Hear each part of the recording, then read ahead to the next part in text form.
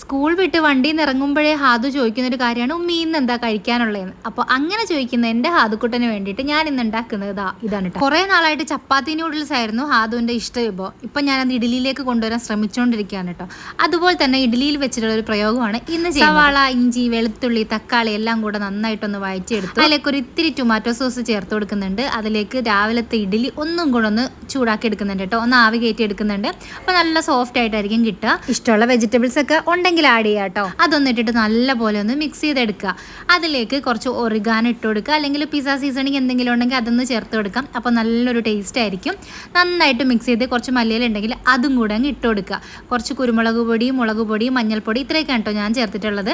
എല്ലാം കൂടെ നന്നായിട്ട് മിക്സ് ചെയ്തെടുത്തു കഴിഞ്ഞാൽ വൈകുന്നേരം സ്കൂൾ വിട്ട് വരുന്ന കുഞ്ഞുവാവയ്ക്ക് കൊടുക്കാൻ ഒരു ഐറ്റമായി. അപ്പോൾ എല്ലാവരും ട്രൈ ചെയ്ത് നോക്കണം കേട്ടോ. അപ്പോൾ ഇഷ്ടമായിട്ടുണ്ടെങ്കിൽ ലൈക്ക് ചെയ്യുക, ഷെയർ ചെയ്യുക, സബ്സ്ക്രൈബ് ചെയ്യുക. ബ്രെഡ് ആണെന്ന്, പക്ഷെ അത് ഇഡ്ഡലിയായിരുന്നു.